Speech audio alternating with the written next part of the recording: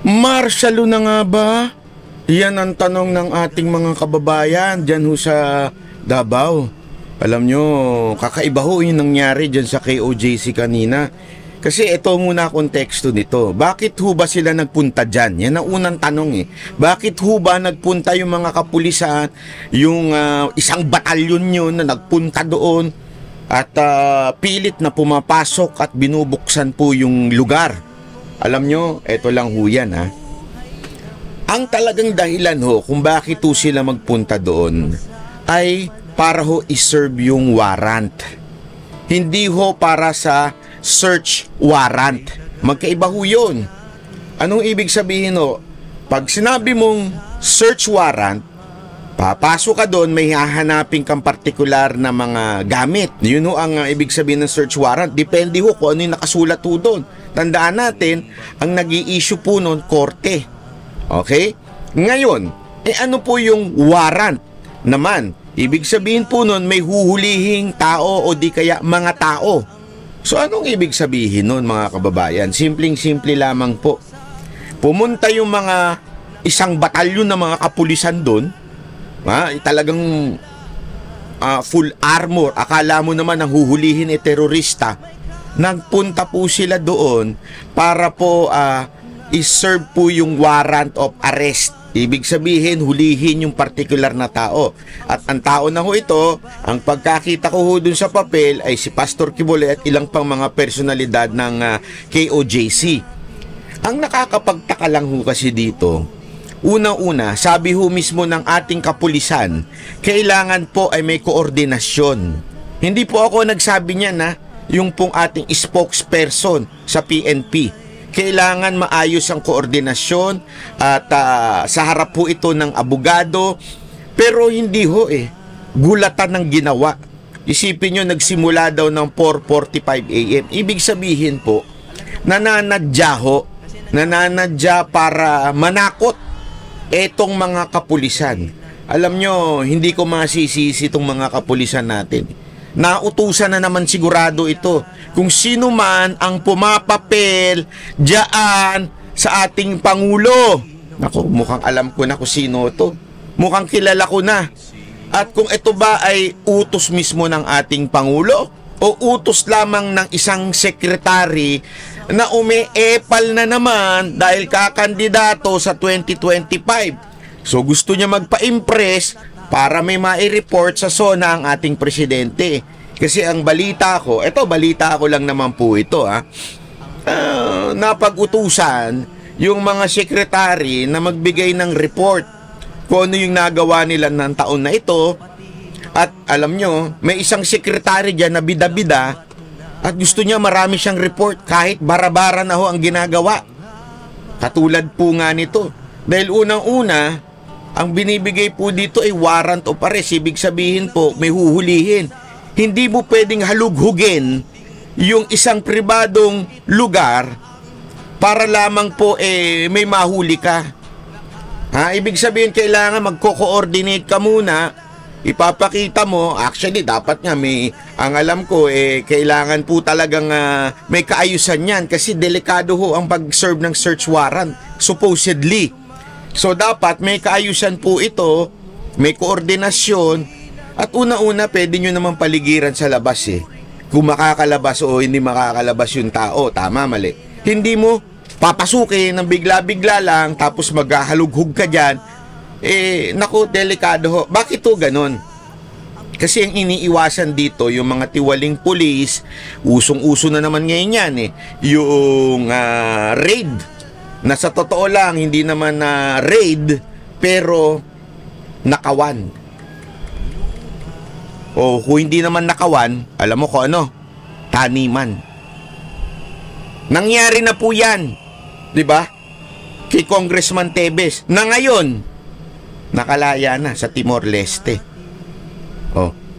Anong ibig sabihin po nito? Ibig sabihin po, ginagawa ho ito talaga ng ilang mga tiwaling pulis dahil nautusan sila, oy, magtanim tayo dyan ng kung ano-ano. Magtanim tayo. Kaya nga alam nyo, ang galing ng ginawa ng KOJC at ng kanilang abogado dahil po natiktikan na ho nila na merong magre-raid na nagaganap at nakita nyo naman, pinalitan lahat ng kapulisan, karamihan ng pulis doon, pati yung kanilang boss nila doon, pinalitan sa Davao. Tapos nagpadala ng SWAT, nagpadala ng SAP, kung ano-anong pinapadala. So natiktikan na nila. Kaya ang ginawa nila, lahat ng baril, maging hindi pagmamay-ari ni Pastor Kibuloy, ay kanila na po itong inireport sa kapulisan. Ito ho, para wala ng problema, ito, we are giving it to you. Binibigay namin ito sa inyo ng malaya at hindi kayo nanguhuli. Lahat po ito ay legal. Meron ng mga lisensya ho yan. Kaya nga ho nila ginawa yun kasi alam na nila mangyayari ito. Nangyari na nga po yan, di ba, kay Congressman Tevez, nagtanim ng kung ano-anong bagay doon sa kanyang farm, di ba? Ang layo-layo, tinaniman doon sa ano. Ito, ang laki-laki ng KOJC. So, maglagay ka lang dyan ng kapirasong baril, pwede ka na kagad makasuhan. Kaya nga, importante na may koordinasyon para pagpasok may magtitingin anong problema, anong meron. Ito, magtitingin, may video. Buti na lang alerto po ang mga worker ng KOJC at pagdating nakabarikada ho sila at kahit papaano nakuhanan nila ng video. Nakitang-kita nyo naman sa video, overkill ang ginawa ng kapulisan. Alam nyo, kaya tuloy may mga nagsasabi, may martial law na ba ngayon dito sa Davao? May martial law na ba? Ano nangyayari? Bakit ganire? Bakit to? Parang wala ng batas. Kasi tandaan ninyo, nung martial law, kaya nga martial law, ang kapulisan na nagdidesisyon ng mga bagay-bagay, kasundaluhan, partikular, di ba? Batas militar na, ika nga. Batas ng military. Hindi naman po tayo ganun ngayon eh. Hindi po batas ng kapulisan o ng military o ng mga sekretary. Tayo po ngayon ay may batas mula sa husgado. Sila ho dapat ang ang nagbibigay at nagsasabi anong gagawin. Tila iba na ho nangyayari. Tila iba na ang nangyayari na ho. Itong mga kapulisan at itong sekretary ang nagdidesisyon. Okinawa ka. Okinawa. Alam mo, pambihira ka talaga, oo. Dahil sa sobra mong papel, sa sobra mong bida-bida, dumidiskarte ka ng sarili mo. May balita ako nga, napatawag dyan, nagkaroon tuloy ng conference ngayon. Napatawag. Dahil sa ano ba itong ginagawa ninyo? Alam nyo, sabi ko sa inyo, itong kapalpakan yung ito. Kapalpakan to eh. Wala naman dun yung tao. Sabi nga ni Idol Jason, sabi niya, grabing intelligence nyo, sablay. Ang laki ng intelligence ng kapulisan, and yet, sablay yung impormasyon nyo na naandun si Pastor Kibuloy. Sino ba naman tanga? Sige nga, mag-isip-isip po kayo. Sinong tanga magtatago doon sa loob? Hindi ko alam kung asan si Pastor, ha? Wala hong may alam. Pag tinatanong ko yung mga taga-SMA, di nila alam. Wala hong may alam kung asaan si Pastor. Pero common sense naman, anak kayo ng wedding. Common sense. Kung talagang may utak kayo, bakit nandun magtatago sa loob ng KOJC yung pastor? Atak naman, ano ko sa inyo eh. Alam nyo kung bakit? Sinong tanga magtatago doon? Pero alam ko hindi kayo tanga. Alam ko hindi kayo tanga. Alam ko na kaya nyo ginawa yan ay dahil may plano kayong hindi maganda. Kasi sino ba naman tanga? Alam mo na nga pastor siya doon mo pa hahanapin sa loob. Siyempre magtatago yan. Kung ako magtatago sa iba, ako magtatago. Alam mo, magtago ako sa loob ng bahay ko. Ano ba naman katangahan yan? Diba? So, bakit nyo pupuntahan pa yun doon? So, ibig sabihin, may plano kayo. Ano plano ninyo? Nabulilyaso yung plano ninyo kasi pambihira. Nandun ang SMNI, video-video lahat. Pati mga tao naka-video. Talagang pag kayo nagtanim doon, huli kayo doon. Basyo kayo doon. Alam mo, nung may nakita nga akong video, yung binubuksan, di hinaharang ng mga taga KOJC, umalis na yung mga taga KOJC, nabuksan na yung gate, hindi naman makapasok yung mga pulis. Parang nag-aantay ng utos mula sa taas. Ano ba namang ginagawa ninyo? Ako, ito lang masasabi ko sa inyo, kayong mga kapulisan. Huwag sana kayong sumunod sa illegal order. Alam nyo kung bakit? Ito, bigyan ko kayo lang konting paliwanag, mga kapulisan. Pag kayo kinasuhan, kung sino man yung gawin ninyo yung mga illegal order, pag kayo kinasuhan, hindi naman kayo sasaluhin ng sekretary.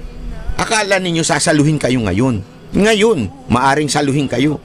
Pero tandaan nyo, ang kaso, tumatagal yan. Nalalagpasan yan yung nakaupo. Paano kung dumating yung panahon na iba nang nakaupo? Tuloy-tuloy pa rin yung kaso ninyo.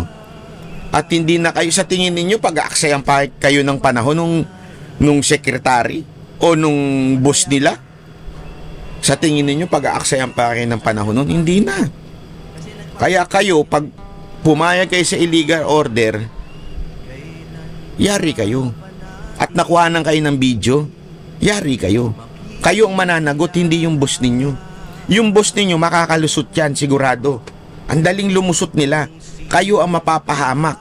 Kaya huwag kayong papayag sa illegal order. Sundin nyo lang. Asan yung papel?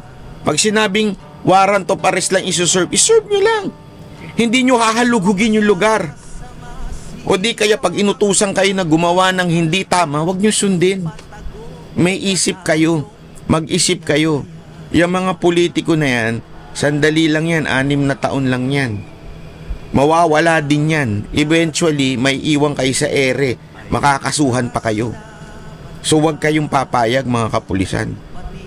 At kayo naman, taga KOJC, ito lang, lagi nyong tatandaan, huwag kayong gagawa ng, alam ko hindi kayo mga bayolente.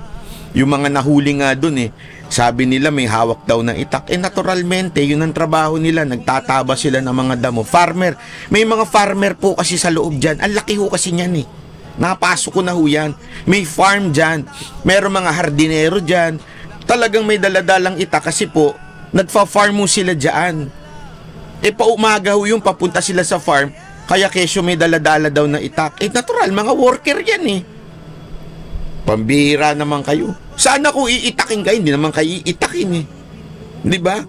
Tapos kung ano-ano na sinasabi nitong kapulisan na merong ganito ganire. Pambihira naman kayo dyan sa kapulisan natin. Huwag kayong papayag dyan. At saka kailangan bang saktan nyo? May mga minor pa nga ho. May nakita akong picture Ilalabas ho dyan mamaya ng SMNI ho. Yung mga picture ng mga minor na nasaktan. Tama po ba yung ginagawa ninyo? Ano ba talaga? Martial na ho ba dyan sa Davao? Mabihira naman kayo. Sana, alam nyo sa ginagawa ninyong yan, baka mamaya mag-init ulo ng mga taga Davao. Hindi, kaya alam mo, di ba, sinabi ko na, kwento ko isang araw to Di ba, kaya nga sila may nagtimbre sa akin na sabi sa airport daw, medyo susubukan nilang pigilin ng pag-alis ng mga taga Davao doon. May nagsabi sa akin O, di ba, naikwento ko sa inyo yan? Tapos biglang sunod-sunod na yung mga pangyayari na to. Kasi, mukhang may plano talaga silang gawin dyan at pipigilan nila yung pag-aklas ng tao. Alam mo, wala namang pong masama kung mag-rally ang tao.